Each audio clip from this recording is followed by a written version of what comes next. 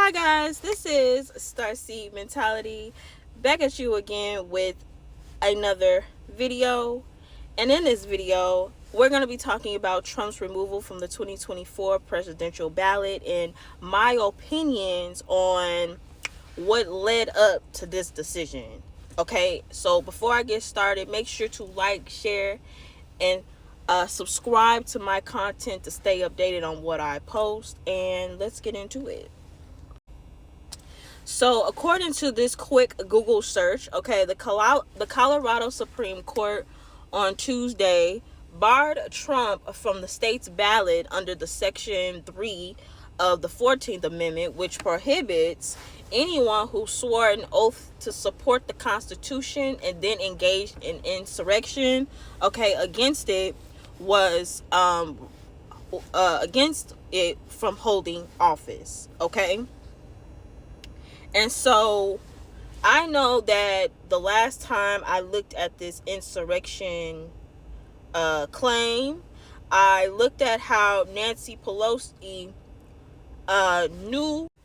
she already knew in advance that there was going to be a riot. Now, in that case, it's hard to prove insurrection, that Donald Trump engaged in insurrection when Congress or law enforcement or whoever was already tipped off about a riot taking place and did nothing to prevent it, okay? And so it was not him, it was other parties, right?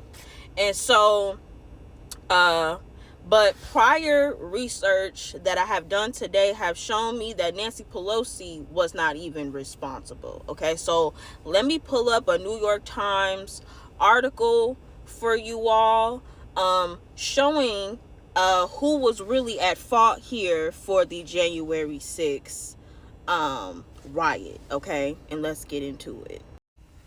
So it says here that for months, Republican leaders have downplayed the January 6th assault on the Capitol by pro-Trump mob, okay? But on Tuesday, ahead of the first hearing of a special committee to investigate the riot, they took their approach to a new misleading extremes, falsely blaming Speaker Nancy Pelosi for the violence, okay? And then it says down below, the American people deserve to know the truth about Nancy Pelosi bears responsibility as Speaker of the House for the tragedy that occurred on January 6th, okay? So I will be linking the full article in the comments down below, okay? Because I will not be displaying the full video for the purposes of this content. So you can go check that out. Later in the article, it states that Pelosi was not briefed about warning signs before the attack, okay?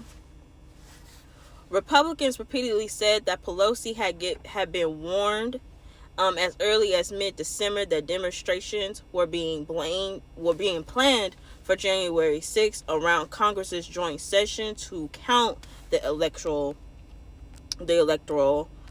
votes. That appeared to be a reference to early intelligence reports and warnings that began to circulate inside the Capitol Police on December 14th, which were evidently never shared widely enough to be acted upon. So with this information, I kind of want to give you guys a reminder of how a lot of riots protests were being hijacked and turned into riots. Like, it was like a thing going on in 2020. Black Lives Matter got targeted, Trump supporters got targeted. So that's the first thing that I want to mention, right? And then the second thing that I wanted to mention was, the article basically saying that it wasn't Nancy Pelosi's job to protect Congress. It's not in her job description to do that. It was failed acts from police enforcement to do their jobs, okay? And I have a picture demonstrating that New York Times is right, okay? So let me pull that up. So here is the proof And to be quite frank with you all, law enforcement was not doing anything. You see this man is with the mob, is with the rioters, causing havoc at the Capitol, and then here's law enforcement just not doing anything. Okay, and so when they say that law enforcement is to be blamed for the failed protections of the White House, I think to an extent that's true. But getting back into the insurrection and Trump's removal from the 2024 presidential ballot, I feel as though we've already been through this.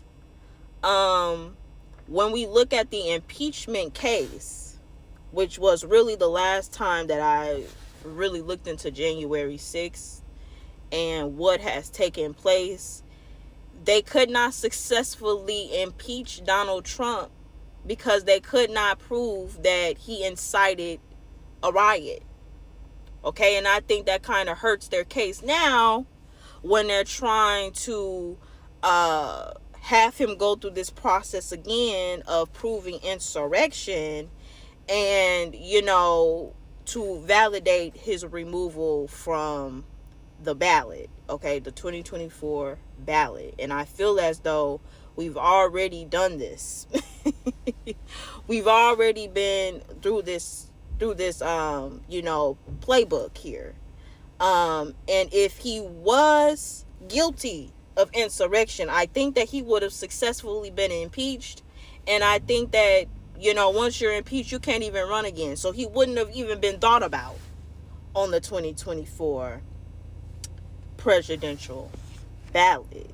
And so I bring this up to say that I think it's important that, to bring this evidence up simply because I think for now, they're trying to use that card of removal, but can it be permanent? You know what I'm saying? We have until November for the presidential candidacy and, the final electors to vote on, okay, or competitors, okay? And so, I think highly that he's going to be added back to the ballot simply because, again, we've already been through this, trying to prove insurrection. We can say that if he were guilty, that he would have been impeached, okay? And so that's pretty much all that I have to say about the this removal of Donald Trump. And I also forgot to mention, because I'm redoing this video, okay, I said in the first set of doing this that I feel like he has more validity to be removed because he didn't debate. He couldn't debate because of his civil lawsuit or his civil case. He had more, you have more to do to remove him for that, than for insurrection.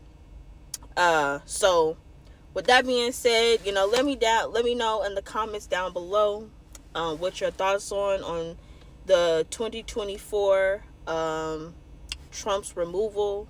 Okay, being removed from the ballot. I think it's kind of, we're going in a loop here. You're still trying to prove that he incited something, that, he's at fault for something, and I don't think we're getting anywhere with it.